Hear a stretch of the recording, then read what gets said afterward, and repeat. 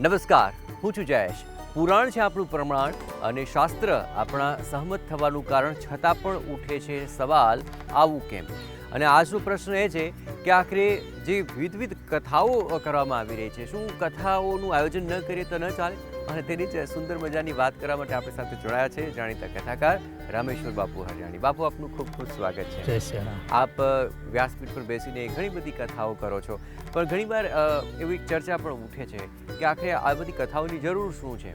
આખરે કથાઓ ન કરાવે તો ન ચાલે? શું ફરક પડવાનો છે?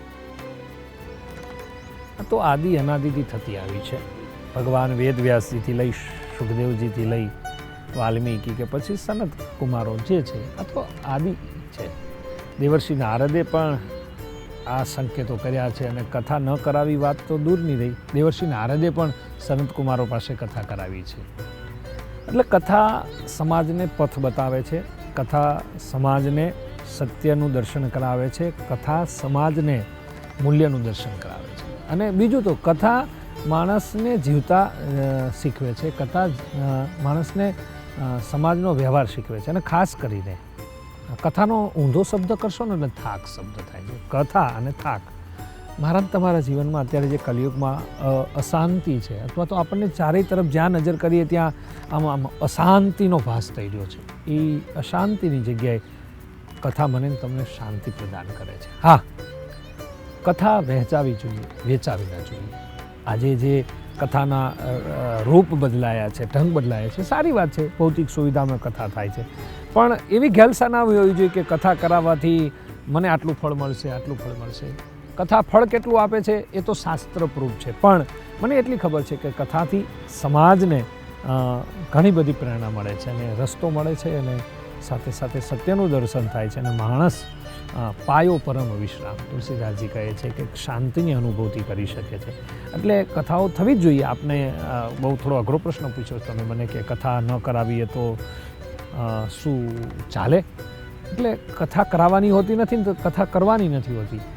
કથા હું તમે નથી કરતા, કથા તો અસ્તિત્વ જ્યારે ત્યારે થાય છે, કથા તો અસ્તિત્વ ઈચ્છે ત્યારે થાય છે. અને કોઈ એમ કહે હું કરાવી નાખું, હું નહીં, ઈશ્વર ઈચ્છે ત્યારે કથા થાય છે. એટલે જે પણ સમાજમાં કથાઓ થઈ રહી છે એ સમાજ માટે એક પ્રકાશનું દર્શન છે, સમાજ માટે એક સત્યનું દર્શન છે. ચલો, આપણે કથા કરાવી પણ રહ્યા છે, પરંતુ કથા આખરે કેવી કરાવવી જોઈએ તે પ્રશ્ન પણ મને થઈ રહ્યો છે. આખરે મોટા પંડાલ, ભવ્યાતિ ભવ્ય એ કથા જ આખરે શું કથા કહી શકાય? કે પછી નાના સમુદાયોમાં થતી કથા, તેનું પણ મહત્વ એટલું છે, પણ એવી કથાઓને અત્યારે લોકો વધારે અવધાન નથી આપી રહ્યા. તો આખરે આ કથાનો ભાવ શું ભવ્યતા સાથે જોડાયેલો છે કે પછી ભાવ સાથે જોડાયેલો છે? કથામાં કેટલા શ્રોતા બેઠા છે અને કથામાં કેવડો મોટો પંડાલ બાંધ્યો એ વિષય જ નથી. અને કદાચ એ વિચાર આવે તો મને એમ લાગે કે તમે કથામાં નથી બેઠા, ખાલી શરીર બેઠું છે. આપણે ત્યાં જેટલા સંવાદો છે, ભગવાન શિવ પાર્વતીને રામકથા સંભળાવે કૈલાસમાં, તો એક વક્તાને એક શ્રોતા, અને મા પાર્વતીએ કથા સાંભળી છે. ત્યાર પછીનો એક સંવાદ છે યાજ્ઞવલ્ક અને ભરદ્વાજ ઋષિનો પ્રયાગરાજનો, એમાં પોતે એક વક્તા એક શ્રોતા. બાબા ભૂસુંડીનો સંવાદ છે કે કાગભૂસુંડી મહારાજ અને ગરુડજીનો સંવાદ છે, એમાં એક વક્તા અને એક શ્રોતા. અરે એ છોડો, તુલસીદાસજી હમણાં અયોધ્યાની અંદર સરયુ નદીના કિનારે કોઈ શ્રોતા નહીં, પોતે કથા કરે પોતાના મનને સંભળાવે. એટલે શ્રોતા વક્તાનો પ્રશ્ન નથી, કથામાં કેવો પંડાલ છે એ પ્રશ્ન નથી, બસ એક જ છે કે કથામાં ભાવ કેટલો છે. આજે શું કે લોકો પાસે સંપત્તિ વધી છે, આપણી રહેણીકરણી બદલાઈ છે, આજે જમાનો બદલાયો છે, ભૌતિક સુવિધા વધી છે, એટલે લોકો સારી રીતે પંડાલ નાખીને કથા કરે છે. એટલે ખર્ચો શું કરો છો એ બહુ મહત્વ વસ્તુ નથી. હા, તમે કથા ભાવથી કરવા જોઈએ અને સમાજ માટે કરવા જોઈએ, પોતાની વાહ માટે, પોતાની પ્રશંસા માટે, પોતાની સમાજ વાહ કરે એ કથા નથી. એ તો કદાચ દેખાદેખી પીટાપીટી છે. બાકી મોટાભાગે આપણે ત્યાં કથાઓ ધાર્મિકતા માટે થાય છે, અથવા તો કોઈ જગ્યાઓ માટે થાય છે, અન્નક્ષેત્રો માટે થાય છે, ગૌશાળાઓ માટે થાય છે, અથવા તો દીન દુખિયાની સેવા માટે એ ફંડ વપરાય, અથવા તો એ ફાળો વપરાય, એના માટે કથાઓ થતી હોય છે. એટલે એ સારી વાત છે કે સમજી લો કે ગૌશાળામાં ગાયો છે તો ગૌશાળાની ગાયોને ઘાસ નથી ને ઘાસચારાના લાભાર્થે કથા થાય, અથવા તો કોઈ દીન દુખિયા છે, કોઈ એવી સંસ્થા છે, બહેરા મૂંગાની સંસ્થા છે, અથવા તો કોઈ અનાથ આશ્રમ છે, અથવા તો કોઈ પાગલ આશ્રમ છે, જેમાં કહેવાય કે પાગલ દીકરા દીકરીઓ છે, એના માટે થાય છે. એટલે ટૂંકમાં મારો વાત એ કહેવી છે કે સમાજ સેવા માટે કથા થવી જોઈએ, અને સમાજ સેવા માટે થાય એ અતિ ઉત્તમ કથા છે. આજના સમાજમાં બીજી એક પણ વાત છે, પિતૃના મોક્ષાર્થે કથા થાય છે. ઘણા લોકો બહુ ભણેલા ગણેલા, અથવા તો શું શબ્દ વાપરું, બુદ્ધિજીવી લોકો એમ કે આવું હોઈ શકે, પણ આપણા શાસ્ત્રોમાં જે વાત લખી છે એને આપણે સ્વીકારી રહી. આપણા ઋષિમુનિઓએ જે વાત લખી છે એ સ્વીકારી રહી. કારણ કે મને સુખદેવજી યાદ આવે છે, પરીક્ષિત યાદ આવે છે. કારણ કે પરીક્ષિત શ્રાપિત છે, એટલે કીધું હું તમારા શ્રાપને દૂર નહીં કરી શકું, પણ તમારી અંદર જે ભય બેઠો છે એ ભયને હું અભય કરી દઈશ. એટલે સુખદેવજી પરીક્ષિતની સમક્ષ ગંગા કિનારે કથા ગાય છે, ત્યારે પરીક્ષિતમાં જે ભય છે એ છેલ્લા દિવસે ભય હટી જાય છે અને અભય બની જાય છે. એટલે કથા વ્યક્તિને અભય બનાવે છે, કથા વ્યક્તિને જે ડર હોય છે એ દૂર કરે છે. એટલે મૃત્યુ આજ નહીં તો કાલ બધાનું આવવાનું છે, એટલે અભય પ્રાપ્ત કરાવે એનું નામ કથા છે. કથા સ્વયં અમૃત છે, તવ કથા અમૃતમ તપ્ત જીવનમ. એટલે આજના જીવનમાં કલિયુગમાં અમૃત સમાન કોઈ તત્વ હોય તો એ કથા છે. એટલા માટે મને એમ લાગે છે કે કથાની રીતે થવી જોઈએ. અને પાછો પેલું વાક્ય બોલું યાદ કરી કે કથા સમાજમાં વહેંચાવી જોઈએ, વેચાવી ના જોઈએ. બિલકુલ, આ પ્રકારની કથા ચોક્કસપણે શ્રેયસ્કર હોઈ શકે, પરંતુ કથા અને પિકનિક ઘણીવાર એક સમાન થઈ ગયા છે.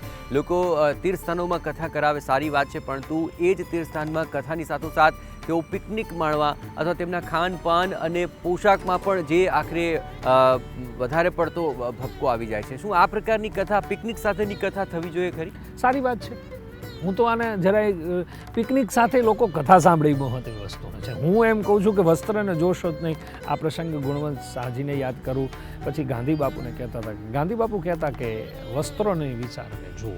એટલે પિકનિક બાને લોકો જાય છે, તીર્થધામમાં જાય છે. હા, એની મર્યાદાઓ જળવો. તીર્થધામમાં જાઓ છો તો એની સ્વચ્છતા, એની પવિત્રતા, ભીતરી પવિત્રતા. તમે વસ્ત્રો ગમે એવા પહેલો, કોઈ વાંધો નથી. તમે કલરિંગ વસ્ત્રો પહેરીને કથામાં બેસી શકો છો, તમે ઠાઠથી બેસી શકો છો. ભગવાને તમને આપ્યું હોય તો ખૂબ સારા વસ્ત્રો પહેરીને બેસો, આભૂષણો પહેરીને બેસો, પણ એ આભૂષણો પોતાના મન ઉપર ના બેસવા જોઈએ, આભૂષણો શરીર ઉપર રહેવા જોઈએ. એટલે હું ઘણીવાર કહ્યા કરું કે તીર્થધામમાં જાઓ ત્યારે તીર્થધામની પવિત્રતાની સાથે સાથે ભીતરી પવિત્રતા ટકશે. અને ભીતરી પવિત્રતા જો ટકીને જો કથા સાંભળવામાં આવશે તો મને એમ લાગે છે કે કથા કહેનાર અને કથા સાંભળનાર બંનેનું કલ્યાણ થશે. અને તીર્થધામની પવિત્રતા ટકશે તો આપણી આ જીવનશૈલી છે, આપણા શાસ્ત્રો પુરાણો જે છે એમાં જે ઋષિમુનિઓએ જે વાત કરી છે એ ટકશે અને કથા રહેશે.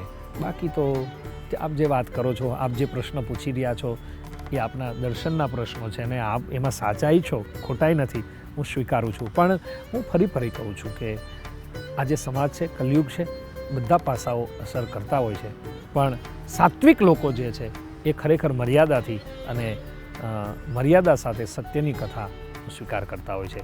બાકી પિકનિકમાં કથાઓ થાય, સારી વાત છે કે કથા 3 કલાક સાંભળે, પણ મને એટલી ખબર છે કે જે કરે છે લોકો પણ એ બાને કથા સાંભળે અને કથા સાંભળશે, એમાંથી એકાદો શબ્દ પકડાઈ જશે તો એનું જીવન ધન્ય બની જશે. બિલકુલ, તો આખરે સાત્વિકતા સાથે અને મર્યાદા સાથે આખરે કથા શ્રવણ ચોક્કસપણે થવું જોઈએ. આખરે જો શ્રવણ થયેલું હશે તો ચોક્કસપણે વિચારો ઉપર પણ તે અસર કરશે, અને ખરા અર્થમાં કથા તેનામાં ઉતરશે તો તેના જીવનની અંદર પણ એક સકારાત્મકતા અને હકારાત્મકતા આવશે. બાપુ, આ વાત આપ સુંદર રીતે રજૂ કરી, આપનો ખૂબ ખૂબ આભાર. ધન્યવાદ. તો ફરી મળીશું એક નવા સવાલ સાથે, મેળવીશું તેનો જવાબ. ત્યાં સુધી આપશો રજા. નમસ્કાર.